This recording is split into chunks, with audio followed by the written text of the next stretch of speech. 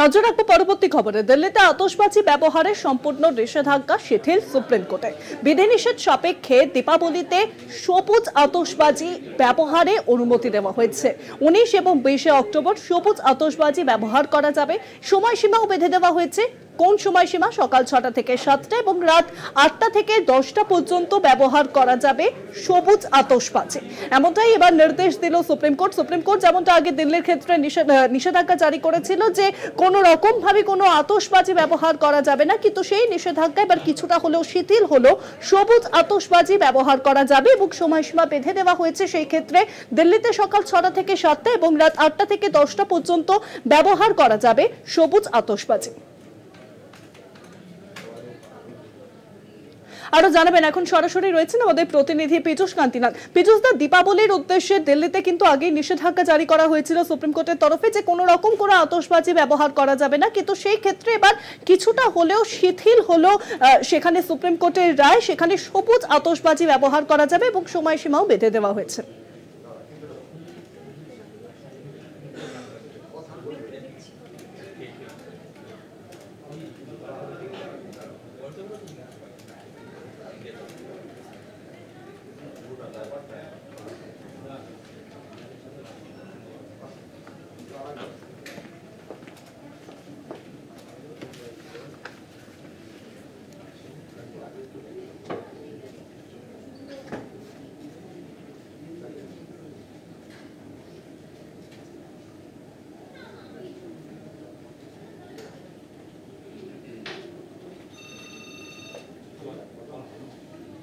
যে আতশবাজি নিষেধাজ্ঞা শিথিলের বিষয়ে যে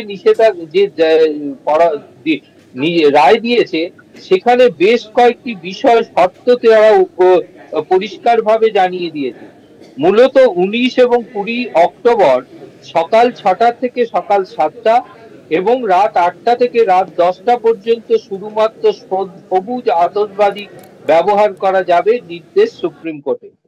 সুপ্রিম কোর্ট আরো শর্তে পরিষ্কার উল্লেখ করেছে, NEERI এর ওয়েবসাইটে অনুমোদিত শব্দবাজি ব্যবহার করা যাবে। 15ই অক্টোবর থেকে 21শে অক্টোবর এই আতশবাজি বিক্রি করা যাবে। অনুমোদিত হতে হবে NEERI এর ওয়েবসাইটে যে সবুজ বাজি রয়েছে সেই সবুজ বাজি। এই বাজি বিক্রির ক্ষেত্রে নির্ধারিত স্থান ঠিক করতে হবে এবং সেই স্থান থেকেই বাজি বিক্রি করতে হবে। পুলিশ স্থানীয় প্রশাসনের সঙ্গে পরামর্শ করে এই বাজি বিক্রির স্থান নির্ধারিত করবে। পুলিশ কর্তৃপক্ষ জেলা প্রশাসনের সঙ্গে পরামর্শ করে সেই সমস্ত জায়গায় পুলিশি টহলের ব্যবস্থা করবে এবং পুলিশকে যারা টহল দেবে বা সেই পুলিশ টিমকে সম্পূর্ণভাবে এই সবুজ বাজি সম্পর্কে অবহিত হতে হবে এবং যথেচ্ছভাবে এর প্রচার করতে হবে প্রশাসনকে। যদি কেউ আইন লঙ্ঘন করে তাহলে ব্যবসায়ীদের ক্ষেত্রে সেই আইন লঙ্ঘনকারী ব্যবসায়ীদের তার লাইসেন্স বাতিল এবং অন্য কেউ আইন লঙ্ঘন করলে তাদের ক্ষেত্রে উপযুক্ত ব্যবস্থা গ্রহণ করবে পুলিশ। ই-কমার্স ওয়েবসাইটের মাধ্যমে কোনো রকম বাজি বিক্রি করা যাবে না, এমনটাই নির্দেশ সুপ্রিম কোর্টের। অর্থাৎ সুপ্রিম কোর্টের এই বাজির প্রসঙ্গে যে শিথিলতা, সেই শিথিলতা শুধুমাত্র এই দীপাবলির জন্যই কিন্তু বলবৎ থাকবে।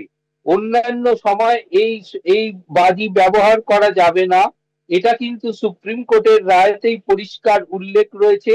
তার কারণ সুপ্রিম কোর্ট 15ই অক্টোবর থেকে 21শে অক্টোবর যেমন বাজি বিক্রির সময়সীমা বেঁধে দিয়েছে, ঠিক তেমনি 19শে অক্টোবর এবং 20শে অক্টোবর সকাল 6টা থেকে সকাল 7টা ও রাত 8টা থেকে রাত সকাল 10টা পর্যন্ত সময়সীমা বেঁধে দিয়েছে।